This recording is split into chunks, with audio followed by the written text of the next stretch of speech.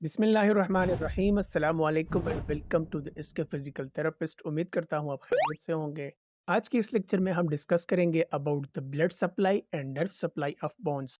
इससे पहले कि हम बोन की ब्लड सप्लाई की तरफ जाएं, आइए थोड़ा सा बोन के स्ट्रक्चर के बारे में पढ़ते हैं कि एक बोन में हमें क्या क्या चीज़ें देखने को मिलती है।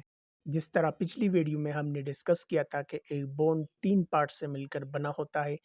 बोन के 2 एंड्स होते हैं जिसे एपिफाइज़िस कहते हैं और एक सेंटर वाला लॉन्ग पार्ट जिसे शेफ्ट या डायफाइजिस कहते हैं।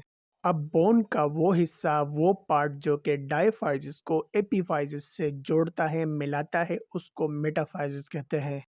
इसके अलावा बोन के सबसे बाहर और टफ पार्ट को पेरियोस्टियम कहते हैं। पेरियोस्टियम के बाद जो दूसरा पार्ट होता है उसे कॉर्टेक्स कहते हैं, जो कॉम्पैक्ट बोन से मिलकर बना होता है। और बोन के बिल्कुल सेंटर में मेडुलरी कैविटी होती है जिसके अंदर बोन मैरो पड़ा रहता है। अब हमने बोन्स की जितनी भी पार्ट्स को डिस्कस कर लिया, इन तमाम पार्ट्स के लिए एक स्पेसिफिक ब्लड सप्लाई आती है, तो आइए अब ब्लड सप्लाई की तरफ चलते हैं। किसी भी लॉन्ग बोन को ब्लड सप्लाई उन 4 सोर्सेस से होती है जिनको हम अभी एक-एक करके डिस्कस करेंगे।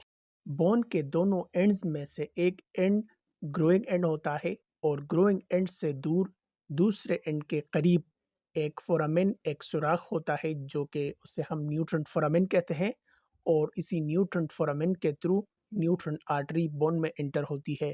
पीरियोस्टियम से पास होने के बाद ये न्यूट्रॉन आर्टरी बोन के दूसरे पार्ट कॉर्टेक्स में आ जाती है, जो कि कॉम्पैक्ट बोन से बना होता है। कॉर्टेक्स में ये ओब्लीकली जाके मेडुलरी कैविटी में एंटर हो जाती है और मेडुलरी कैविटी में एंटर होने के बाद ये असेंडिंग और डिसेंडिंग ब्रांचेस में डिवाइड हो जाती है। इस असेंडिंग और डिसेंडिंग ब्रांच में से हर ब्रांच से मजीद पैरेलल स्मॉल चैनल्स निकल जाती है जो कि डायफाइजिस के एंड तक चली जाती है। और एडल्ट बोन में यानी जब एपिफाइजल फ्यूजन कंप्लीट हो जाती है तो ये स्मॉलर ब्रांचेस एपिफाइजल, मेटाफाइजल और पेरियोस्टियल आर्टरीज से एनास्टोमोस यानी मिल जाती है through anastomosis.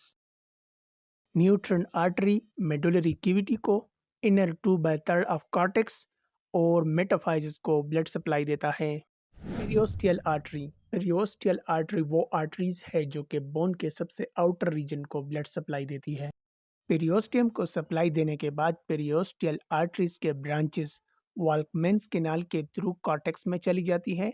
Volkmann's Canal, any of the small channels in bone that transmit blood vessels from the periosteum into the bone and that lie perpendicular to and communicate with the Haversian canals.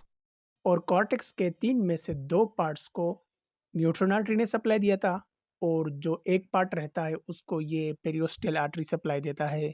एपिफाइजल arteries, ये arteries circular वेसिकुलस से arise होती है।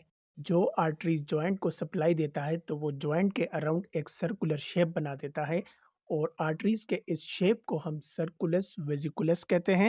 तो एपिफाइजल artery इसी सर्कुलस वेसिकुलस से arise होके एपिफाइजिस के non articular part के थ्रू एपिफाइजिस में एंटर हो जाता है। एपिफाइजिस में और भी फोरामिन होती है जिनमें आर्टरीज के लिए कम और वेन के लिए थोड़ी ज़्यादा होती है।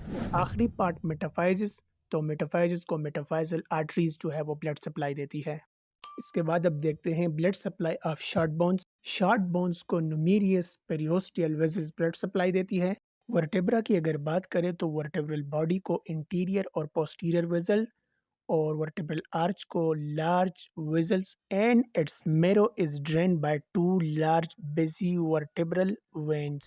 Ribs is supplied by neutron artery and periosteal artery. Nerve supply of bone, तो बोन को जो नर्व सप्लाई आती है वो ब्लड वेसल्स के साथ साथ आती है और इनमें ज़्यादातर सिंपैथेटिक और वेजोमोटर होते हैं। कुछ सेंसरी नर्व भी होते हैं जो कि पेरियोस्टियम और बोन्स के आर्टिकुलर एंड्स की तरफ डिस्ट्रीब्यूट हुए होते हैं।